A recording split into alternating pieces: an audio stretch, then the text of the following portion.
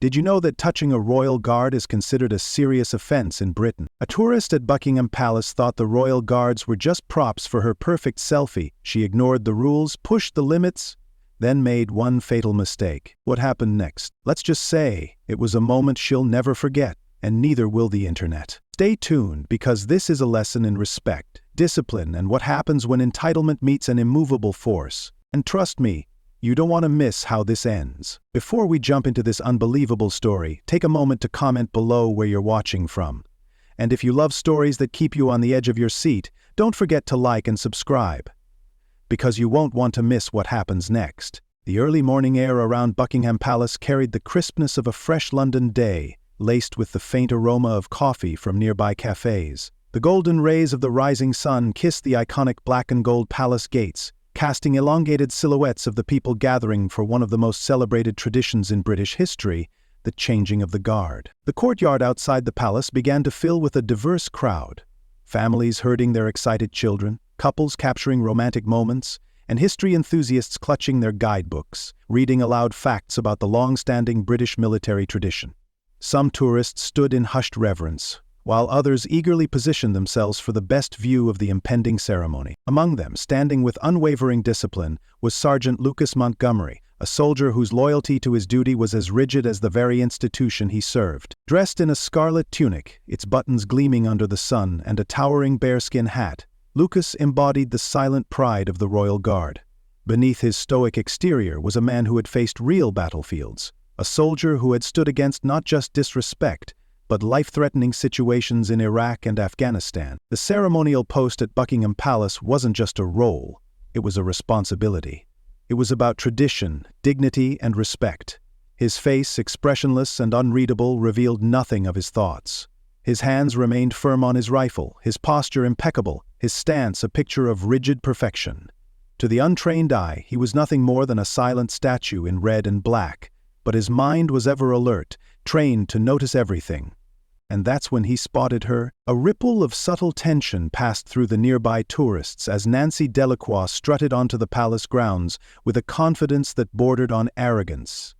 Heads turned, some out of curiosity, others out of concern. Nancy was hard to miss. She carried herself with the air of someone who expected the world to adjust around her, rather than the other way around. Clad in oversized designer sunglasses, a white tailored coat, and expensive beige heels, she clicked across the pavement as if she were walking the runway instead of a historical site.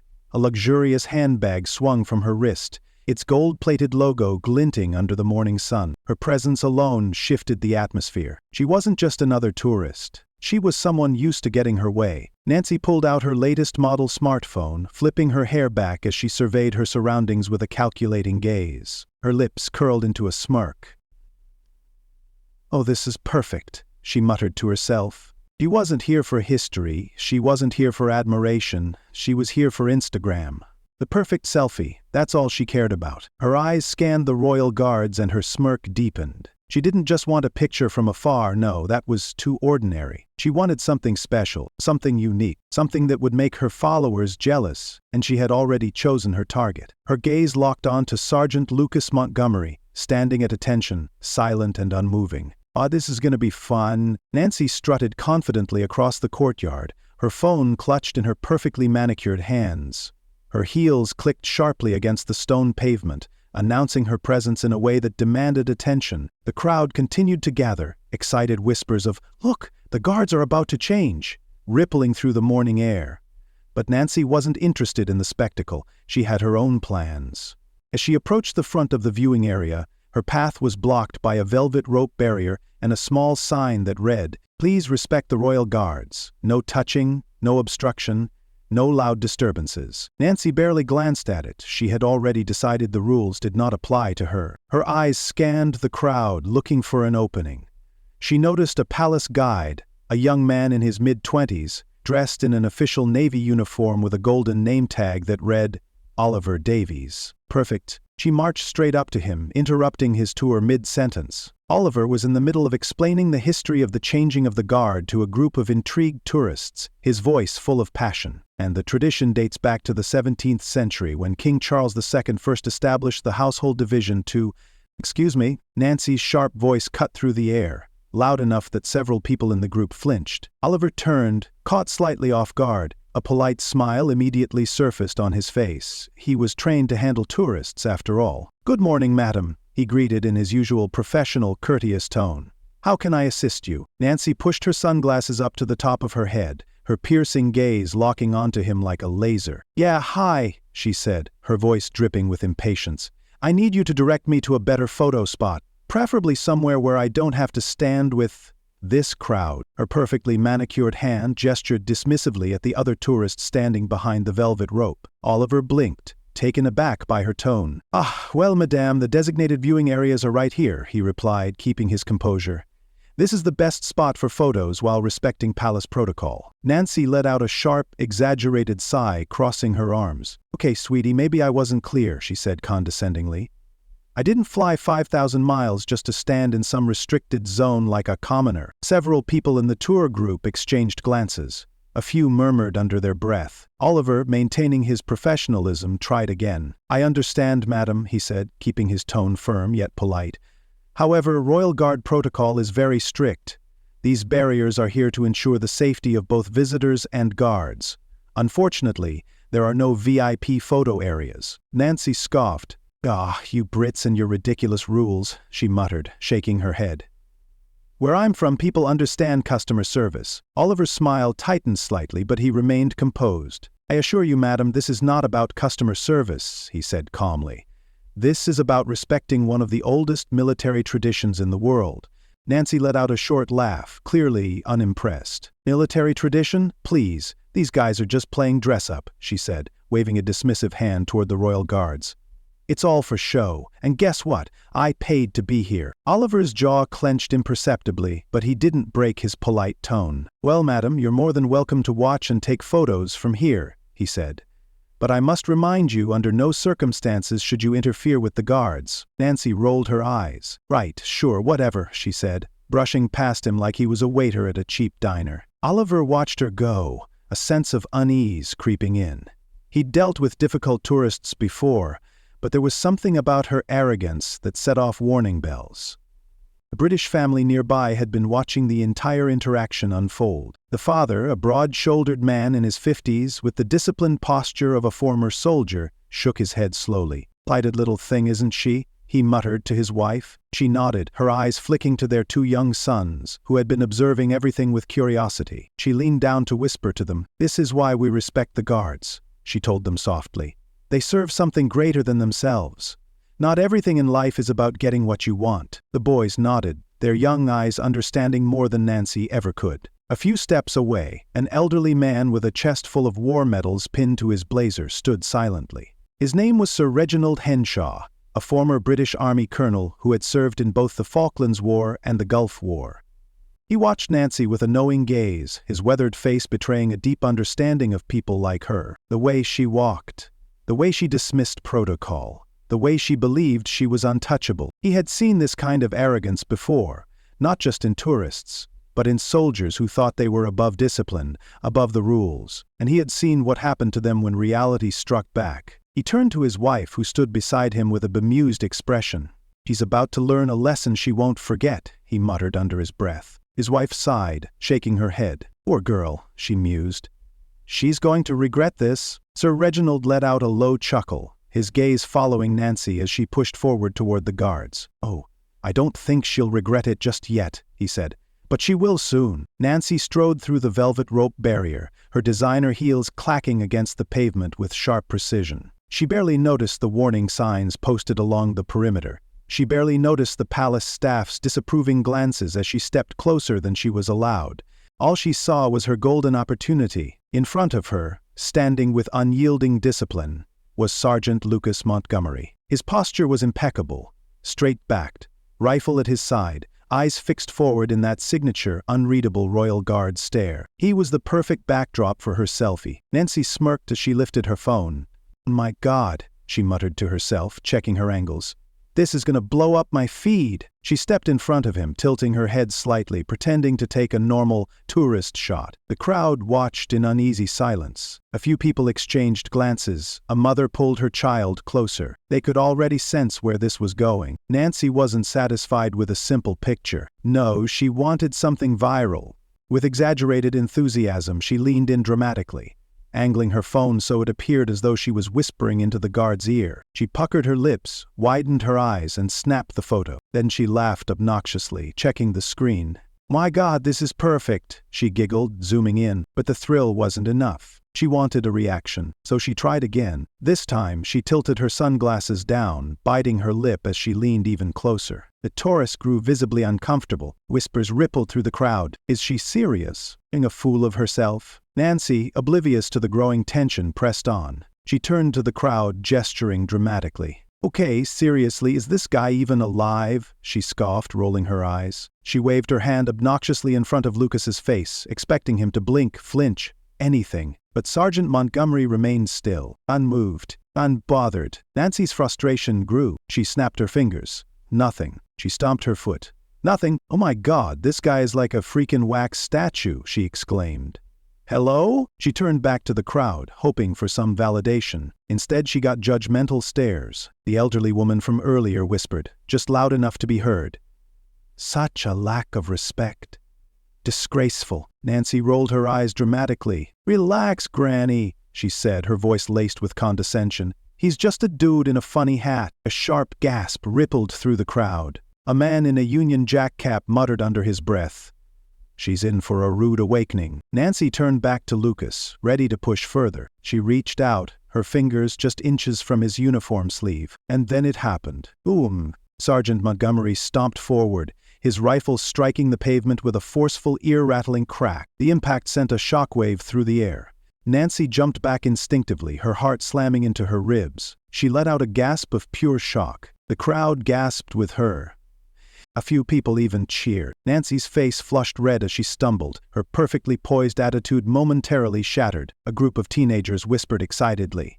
One of them, holding a camera, muttered, "Dude, I got that on video." Nancy had just been put in her place, and she knew it. Before she could recover, a firm voice cut through the crowd. "Madam, this is your final warning." A palace security officer, a tall, no-nonsense woman in uniform, approached with a stern gaze. Nancy opened her mouth, ready to argue, but something in the woman's stance made her hesitate. "Step back now." The officer's voice was sharp, professional, and completely unwavering. Nancy's expression twisted in indignation, but she didn't push back. Not yet. The crowd continued to murmur as she backed away, clearly humiliated but not willing to give up just yet. But what she didn't realize was that this was only the beginning. The real humiliation was yet to come. Nancy's heart still pounded from the shock of Sergeant Montgomery's sudden stomp. She hadn't expected that. For the first time in a long time, someone had challenged her, and she didn't like it. As she stood there, catching her breath, she could hear the whispers around her. Instead of accepting defeat, Nancy's ego refused to let it go. "Oh, come on, are you kidding me?" she shouted, throwing her arms up. Several tourists turned to look, their expressions mixed with amusement and disbelief. "I paid good money for this trip. I deserve my photo." Her voice echoed through the courtyard, drawing even more attention. She turned to the other tourists, as if expecting support for her outrage. Instead, she was met with awkward silence. Nancy took a deep breath, narrowing her eyes at Sergeant Montgomery. If he wouldn't acknowledge her voluntarily, she would force him to.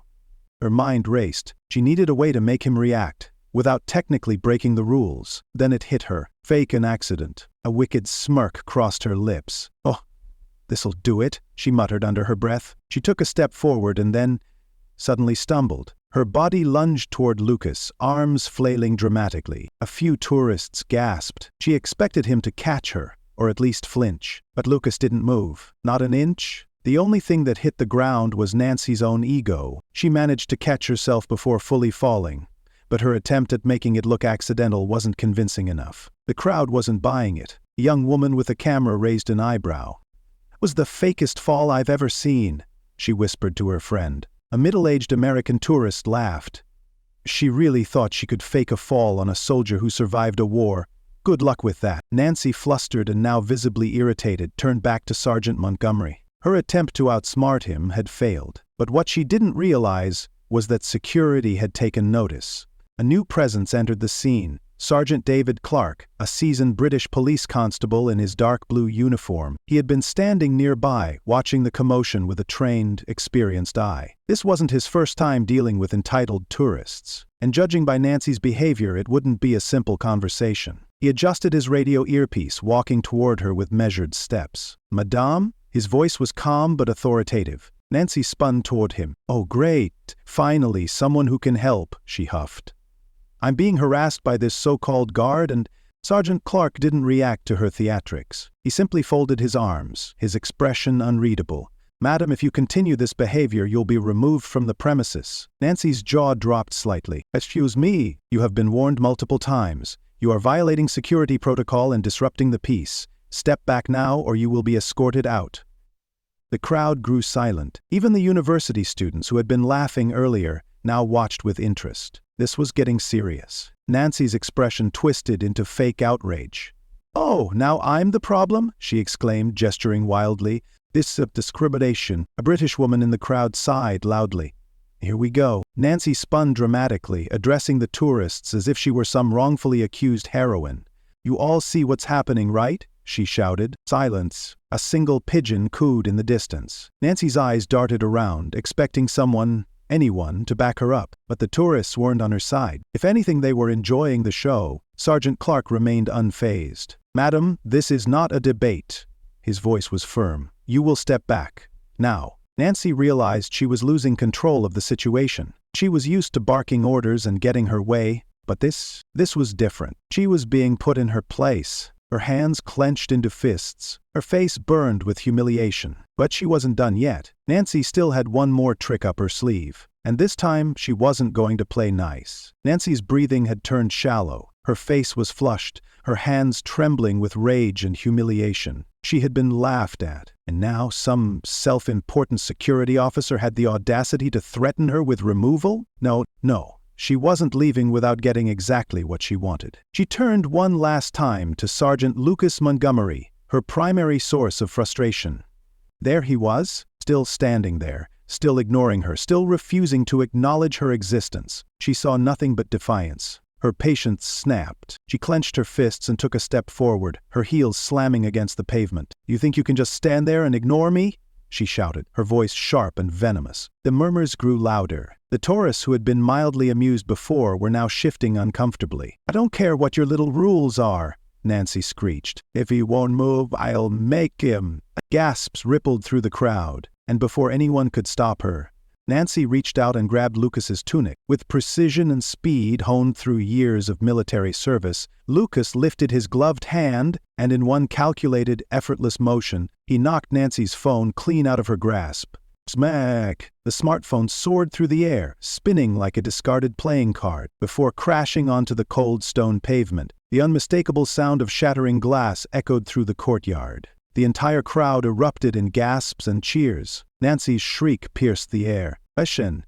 She lunged toward the ground, scrambling to pick it up, her face contorted in shock and horror. But it was too late. Her $1,500 designer smartphone lay in ruins, its screen spiderwebbed with deep fractures. The glittering custom case, the one she had boasted about on social media, was now cracked and dented. And the worst part? The entire scene had just been recorded by multiple people. A teenage boy leaned toward his friend, eyes wide with awe. "Dude, that was awesome," his friend laughed. "The guard has better aim than our school's quarterback."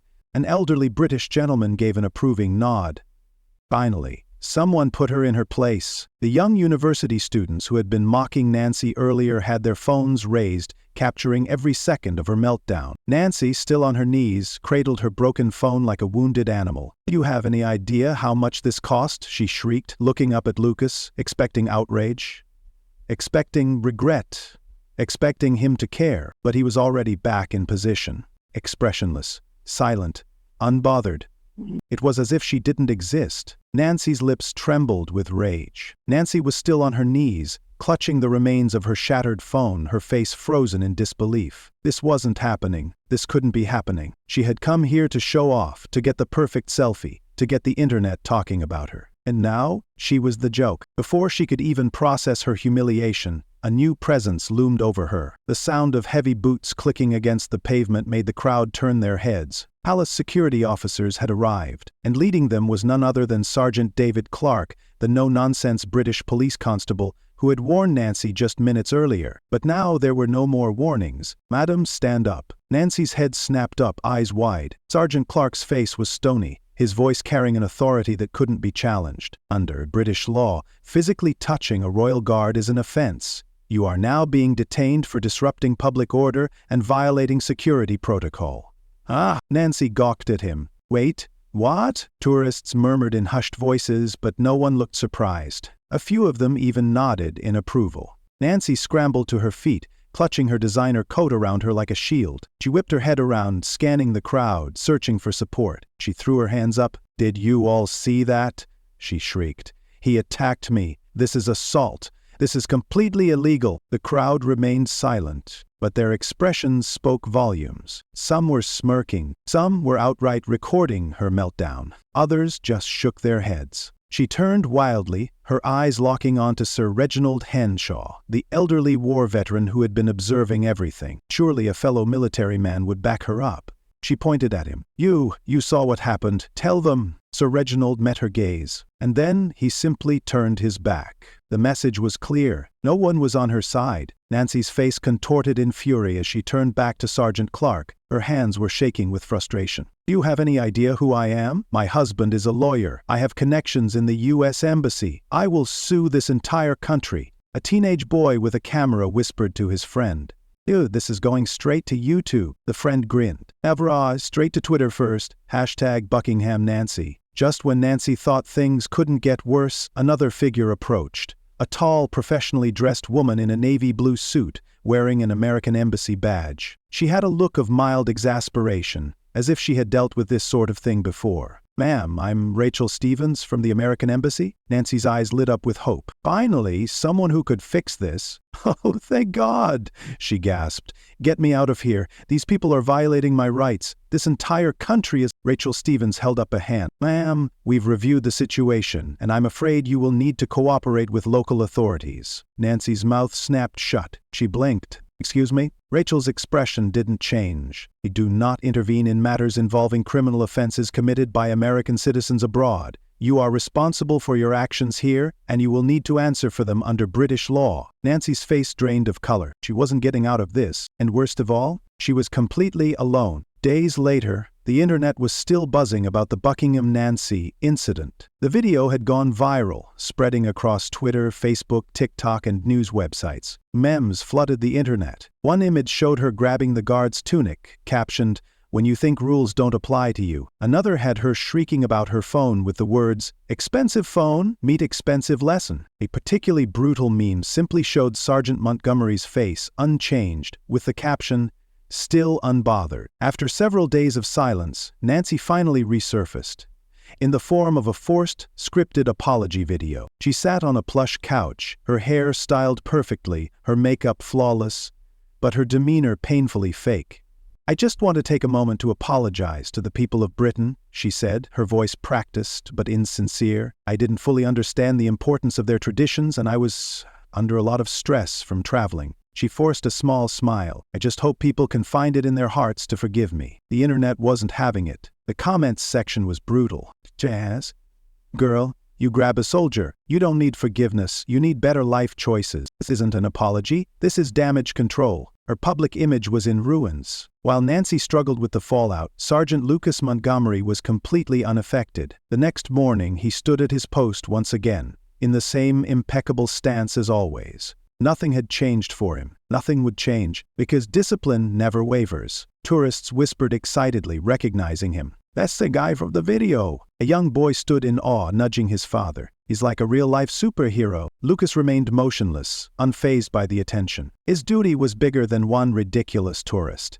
His discipline was unshaken. And as the sun rose over Buckingham Palace once again, he knew one thing for sure. There would always be another Nancy. And when she arrived, he would be ready. What do you think about this clash between entitlement and tradition? Do you believe Nancy got what she deserved, or do you think things went too far? Let us know your thoughts in the comments below. If you enjoyed this story and believe in the power of respect and discipline, Don't forget to like this video and subscribe to our channel for more powerful real-life encounters. And remember, respect is earned, not demanded. Some traditions exist for a reason. Entitlement never wins against discipline. Thanks for watching, and we'll see you in the next one.